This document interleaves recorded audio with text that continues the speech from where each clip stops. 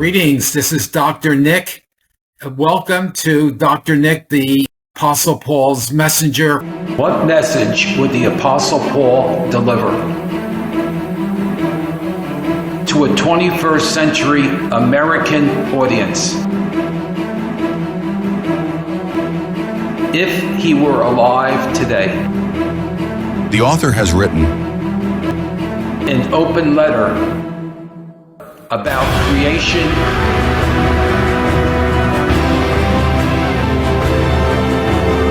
and life.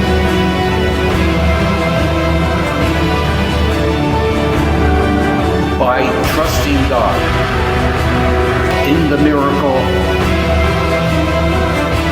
of new life.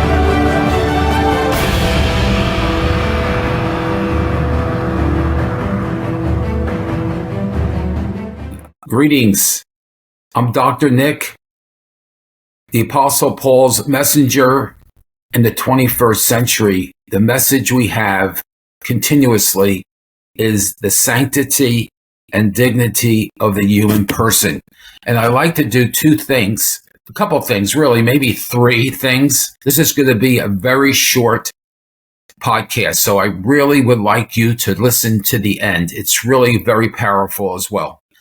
What I'm going to be doing is, first, I want to share an incident that happened at a men's conference. I think I shared this in a previous episode.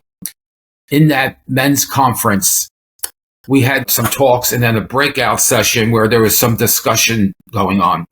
And during one of those breakout sessions, this gentleman shared that his parents told him that he was a mistake. Now, I would guess he was in his late 60s, early 70s, and I thought to myself, oh, wow, what a burden to carry, that he was a mistake. And for him to even bring that up meant that it was deep within him, and he really wanted to share it and get it out of himself. And what I did was, I turned to him and I said, but God doesn't make any mistakes. He was willed by God, just like you, my audience here, and myself are willed by God. Just like all of God's creation is willed by God. God purposely chooses and wills our existence. We're not here because of some happenstance, by some mistake or some action that maybe we regret. We're here because God is the source of everything. He knows everything from the past. He knows everything in the present, and he knows what the future will happen. And he is there for us at every point. I'm going to start by running that 4-minute, it's only a 4-minute video on the sanctity and dignity of the human person. And during that, I'm going to be reading from Psalm 139. Now, what you're going to see right now is the video and my voice beside it. Truly, you have formed my inmost being. You knit me in my mother's womb. I give you thanks that I am fearfully, wonderfully made. Wonderful are your works. My soul also you knew full well, nor was my frame unknown to you. When I was made in secret, when I was fashioned in the depths of the earth, your eyes had seen my actions. In your book, there are all written. My days were limited before one of them even existed. How weighty are your designs, O Lord, our God. How vast the sum of them. Were I to recount them, they would outnumber the sands. Did I reach the end of them, or should I reach the end of them, I shall be with you. O Lord, You have probed me, and you know me. You know when I sit and when I stand. You understand my thoughts from afar. My journeys and my rest you scrutinize. With all my ways you are familiar. Even before a word is on my tongue, behold, O Lord, you know the whole of it. Before me and behind me, you hem me in and rest your hand upon me. Such knowledge is too wonderful for me, too lofty for me to attain. Where can I go from your spirit? From your presence, where can I flee? If I go up to the hills, you are there. If I sink to the netherworld, you are present there. If I take the wings of the dawn, if I settle at the farthest limits of the sea, even there your hand shall guide me, and your right hand hold me fast. If I say, surely the darkness shall hide me, and the night shall be my light, for you, darkness itself is not dark, and night shines as the day, and in the womb where it is dark,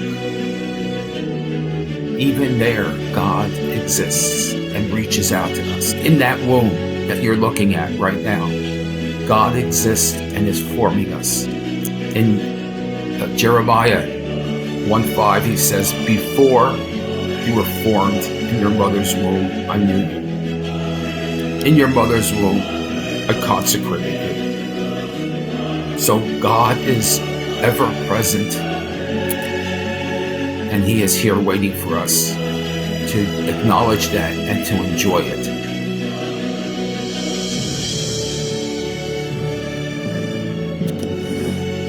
Probe me, O God, and know my heart. Try me and know my thoughts. See if my way is crooked, and lead me in the way of old.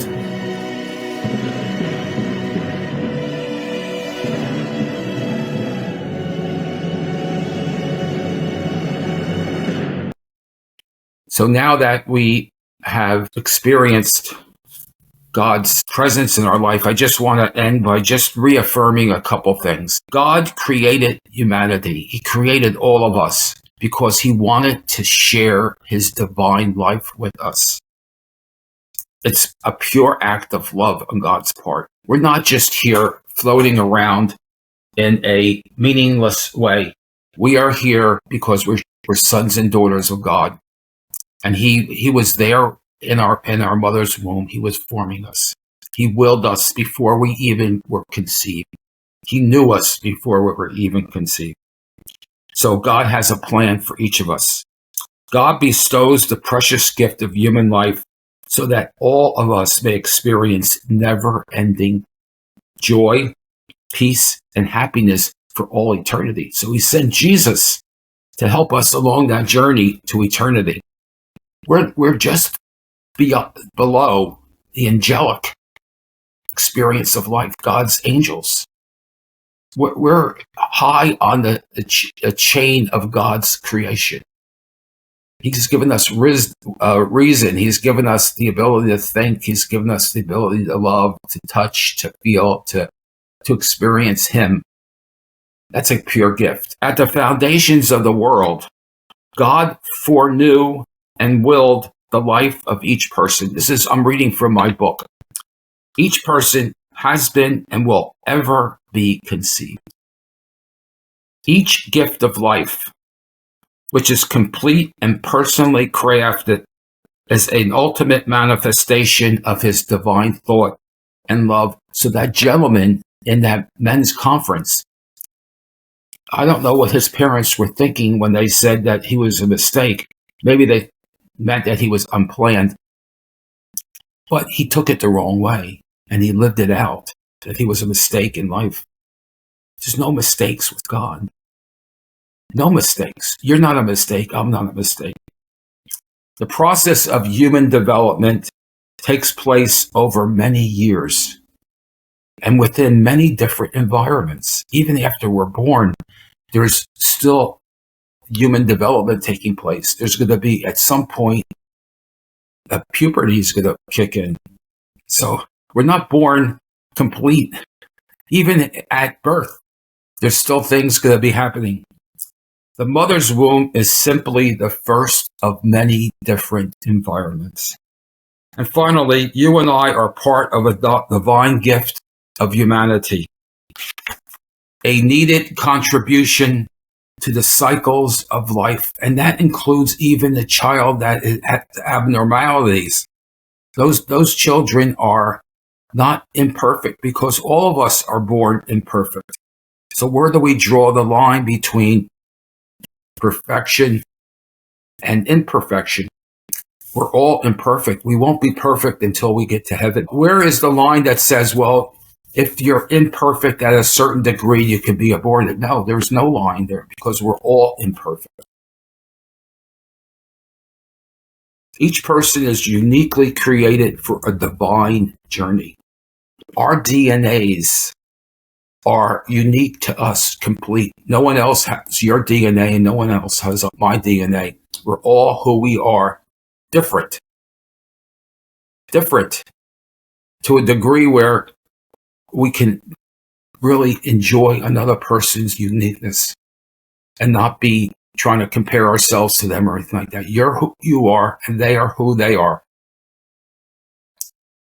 The soul and personal characteristics cannot be replicated. Your soul and your personalities, characteristics, whatever you have. My daughter said, Dad, you use your hands too much.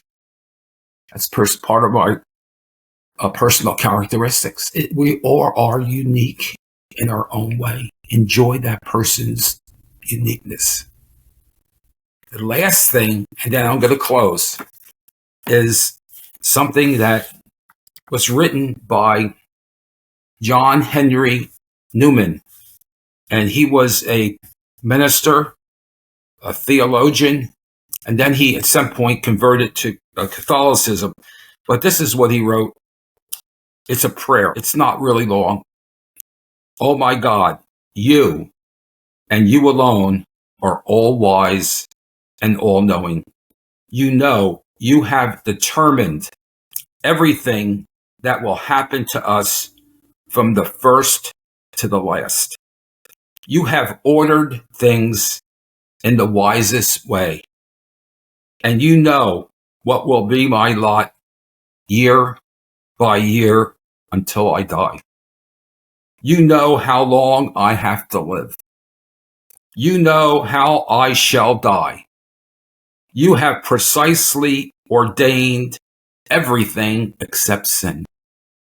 Every event of my life is the best for me that it could be, for it comes from you. Even the things that disturb us, even the things that God allows those things to happen so that we can move towards Him and ask Him to help us to understand them, understand that person, understand the situation we're in. It is done to form us, to make us whole and better and happier.